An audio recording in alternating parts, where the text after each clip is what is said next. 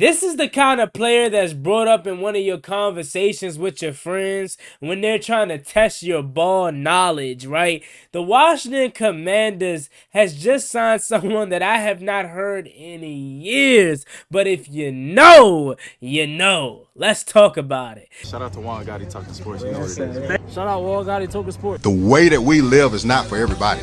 Nah, that ain't it, y'all. How do you think the rest of Jaden Daniels' career is going to go? If we're, 6, 7 games into Jaden Daniels' career, and he's already milking injuries? Like, stop saying my name, you dick riding bastard. I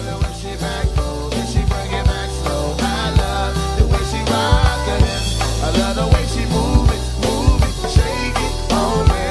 When she cry for him, and Shawty is the winner. You can tell that Shawty love again now, she's confident.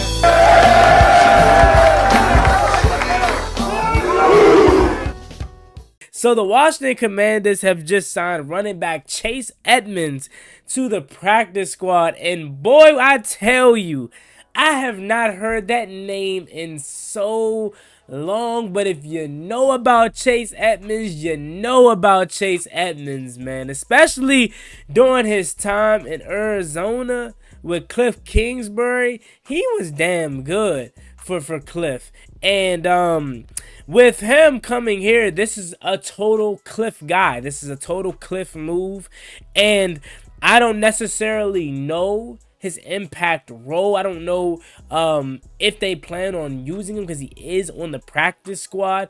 And of course, I don't want to overblow his signing or make it bigger than what it is. Like, we just signed freaking the best available free agent running back. It's just crazy to me that, for one, I didn't even know he still was hooping, because I haven't seen his name in so long. But like I said, if you're a diehard fan of football, if you're a Madden player from back in the day, like 2017, 18, 19, 20, like, you know Chase Edmonds, bruh. And for me, I honestly think if there was a guy that I would love to come replace a Eckler, because we know this signing is solely meant to replace Austin Eckler, it would probably be a Chase Edmonds kind of back, because you got to think what you're getting out of Eckler, what you're losing. First and foremost, you're losing a really good pass blocker. You're losing a veteran guy. Most importantly, you're losing a real pass catching back that was significant to this offense. Even prior to Eckler going down, you're seeing how important he was to this offense in terms of moving the sticks. He's able to turn a screen pass that was only able to go for 8-9 yards, and he's able to bust it up the field for 25-30 yards. And it's not like he's speeding, running away from defenders. It's just his vision, it's his cutting, it's his ability to run through contact and arm tackles. Eckler was damn good for this team, and no one's gonna sit up here and tell me otherwise. And he's gonna be truly missed. But if there was somebody that you can kind of replace on the fly, or kind of get similar production, it may be a Chase Edmonds. I know everyone thought this opened up the room for Chris Rodriguez, and ultimately it probably does, at least for the next few weeks or whatnot. But they worked out Demetrius Felton, who was here in the summer, and they're probably going to sign him to the practice squad as well, more likely than not. And honestly speaking, if there was a guy that could probably edge a Chase Edmonds out, it probably would be him, given the fact that he's had familiarity with this coaching staff, and he was here just this summer, and he does have kick return ability as well. So maybe he sticks around, but I'm more so excited than the Chase Edmonds, and it's not because I think he's gonna be crazy good. Juan Gotti, I ain't gonna lie, I'm gonna tell you what it is. It's his name. I know Chase Edmonds.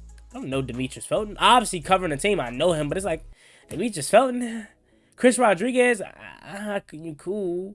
I like Chris Rodriguez, but I want Bill to be the running back one. I don't want it to be any kind of controversy of, put C-Rod in. How y'all kind of were making the thing about B-Rod. When B-Rod was RB1, y'all kept saying, put C-Rod in. C-Rod's so much better. Bill Krosky-Murd is the running back one for this team, okay? You got J-Mac, who's still around. But Chase Edmonds, I sign off on this signing. Whether it's practice squad only or they plan on elevating him at some point, I solely sign off on this signing because I know who Chase Edmonds is. One of the best third down backs in the league a few seasons ago. Now, again, we're a far cry from his time in Arizona where he played 2018 and 2021. But that was the best time of his ball. Before we get any further into today's video, I want to give a huge shout out to today's sponsor, SeatGeek. If you're trying to go to a game, concert, or any live event, SeatGeek is the place to go. I actually got my tickets for week 1 against the New York Giants using SeatGeek, and honestly, I use it for all my event purchases. What I love about SeatGeek is how simple it is to find the best deals. They rate every seat on a scale from green to red. Green means you're getting a great deal. Red means it's a little overpriced. That way you know you're buying with confidence and getting your money's worth. Plus, they even offer protection ticket plans so you don't have to worry about your tickets getting lost or stolen. And the best part about it all is they're hooking y'all up with the code. Use juangotti at checkout and you'll get 10% off your first purchase. Again, use code juangotti at checkout to get 10% off your first purchase. Playing ball. He also played for the Miami Dolphins / Denver in 2022, and then he played with Tampa Bay in 2023, and it doesn't seem like he's played since then, so he's fresh. He's 2 years removed from playing ball, which I thought was a good thing for Michael Gallup, right? But apparently it wasn't. But maybe this thing is a little bit different for a guy like Chase Edmonds, and maybe that's why he's just brought on the practice squad and not onto the active roster immediately, because they want to see exactly what they may have in them, if there is anything. And again, you ain't gonna fault me for trying, right? You ain't gonna let me be mad or make me be mad at my organization for trying. Like, same with Michael Gallup. I was a big Michael Gallup fan. I felt like he came in and could prove a lot, but left in the tank. But he didn't pan out. But you wouldn't have never known if he was gonna pan out or not, have you not taken a chance on him. So I salute them for this, and we're gonna see exactly how it pans out. But if you want to get a little bit more information about Chase Edmonds, he's a mixed bag, you know, as I'm referring back to my notes here and whatnot. He's kind of a guy that can do it all, in my opinion. I mostly know him from his third down ability and his pass catching ability as well. But he can also take some carries off of Bill. And maybe this is a guy that Bill needs in his corner, right? Because you can kind of see a little bit of cross-scheme merit in Chase Edmonds' game, at least from years ago. I don't know how he plays now that he's much older. But maybe this guy is somebody that can be in Bill's corner. Because Bill can learn from an Eckler. Bill can learn from a C-Rod, even a J-Mac. But if you look at that whole running back room, who truly can you say, hey, this guy Bill can, because this guy is who Bill should follow.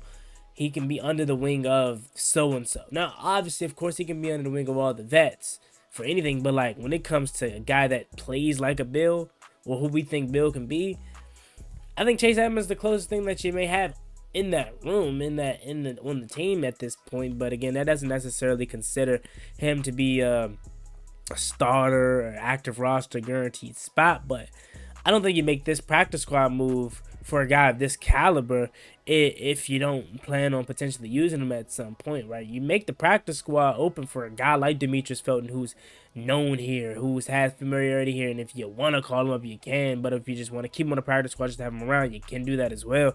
But Chase Edmonds, 1,972 rushing yards, 11 touchdowns, 158 receptions, and about 1,159 receiving yards, 6 touchdowns throughout his career. That's some stellar work.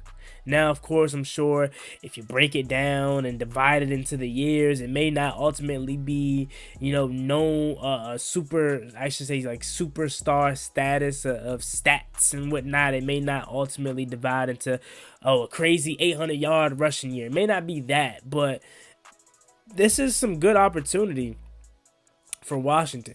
In 2023 with the Bucks, his stat line was modest, not really much of anything. 49 rushing attempts for 176 yards, averaged about 3.6 yards a carry, no rushing touchdowns, 14 receptions for 81 yards. So not really much anything with Tampa Bay, but as of late, I believe Tampa Bay has gained a really good backfield, right? Obviously with Rashad White and Bucky Irvin, and I think in 2023 maybe Ronald Jones was still there. Who remembers that guy? Maybe Ronald Jones was still around in 2023, but in 2024, he did not play. He missed significant time due to knee injury. So that's probably why he wasn't playing last year, and now he's 100% healthy. and can try to make a potential comeback. And this opening up for Washington in terms of the injury to Eckler, that helps him.